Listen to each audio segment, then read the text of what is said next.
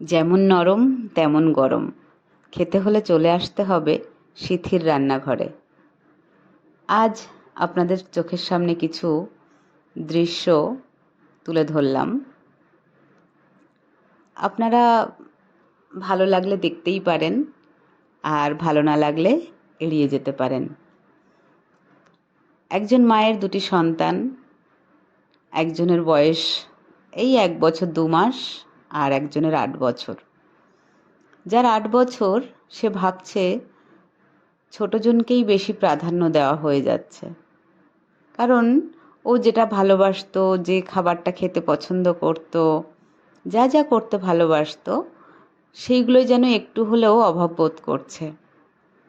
যখন যেটা চাইতো, মা আজকে বিরিয়ানি করে দেবে, মা আজকে রোল করে দেবে, মা আজকে স্যান্ডউইচ করে দেবে, তো সেগুলো যেন একটু হলেও ভাটা পড়েছে। কিন্তু সেটা তো মা বুঝতে দিতেই পারে না। মা একদমই বোঝাবে না যে না, দুজনকেই সমান প্রাধান্য দেওয়া হচ্ছে, মাকে সেটা বোঝাতেই হবে। অগত্যা মা নেমে পড়েছে, এক হাতে খুন্তি আর এক হাতে ছোট বাচ্চা। আসুন আপনারাও দেখতে থাকুন যে একজন মা কিভাবে সব দিকটা দেখার চেষ্টা করে। আমরা এরকম অনেকেই রয়েছি, ঠিক এইভাবেই কাজগুলো করে যাই, যাদের হেল্পিং হ্যান্ড নেই। তো তাতে কি হয়েছে? আসুন একে একে স্টেপ বাই স্টেপ আপনারা তো দেখতেই পারছেন কিভাবে করতে চলেছি, কিভাবে করে যাচ্ছি। দৈবিক কোলে এক হাতেই করতে হচ্ছে, কোনো কিছু করার নেই। যখন বাবু স্কুল থেকে আসবে, এসে জিজ্ঞাসা করবে, মা আজকে কী রান্না করেছো? তখন যদি হঠাৎ করেই বলি মটন বিরিয়ানি করেছি, ওর যে চোখে মুখের যে আনন্দ, উৎসাহ, খাওয়ার প্রতি একটা অন্য রকম অনুভূতি, সেটা বুঝি সমস্ত কষ্টকে ছাপিয়ে যাবে। তার জন্যই আমার আর দৈবিকের এই প্রচেষ্টা। যদিও সবটা আমরা দুজনে মিলেই করলাম। ও আমাকে হেল্প সেই অর্থেও করেনি, আবার অনেকটাই হেল্প করেছে দৈবিক। কোলে রয়েছে, কিছুটা সময় নামিয়েছি, ও কোল থেকে একদম নামবে না, চিৎকার চেঁচামেচি করেছে।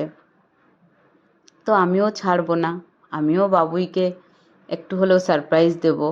ও স্কুল থেকে এসে যখন পাবে, সাজিয়ে গুছিয়ে আমি ওকে দিতে পারলাম, ওর মুখের সেই আনন্দটা দেখার জন্য আমার এটাও একটা পাওয়া। তাই এই প্রচেষ্টা শুরু করেছি।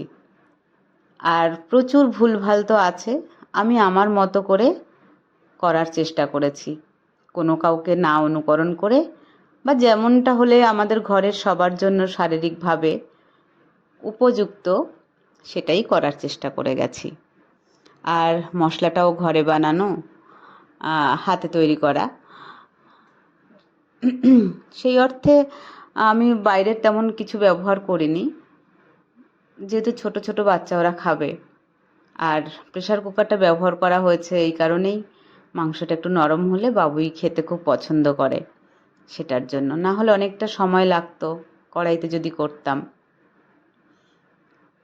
দৈবিকেরও ভালো লাগছে যে এরকম নতুন নতুন জিনিস দেখতে পাচ্ছি মায়ের কোলে বসে, এটা একটা অনুভূতি। একটু কষ্ট হলেও সে কষ্টটা আমি মেনে নিতেই রাজি আছি।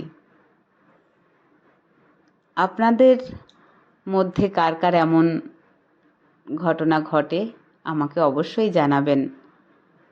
আমারও ভালো লাগবে, আমিও উৎসাহ পাব যে আমরা এক একজন নারী, এক একজন বড় বড় দশভুজা, আমরা যদি এরকম হয়েই থাকতে পারি, চলতে পারি, তো আমাদের কষ্টটা মনে হয় অনেকটাই কমবে।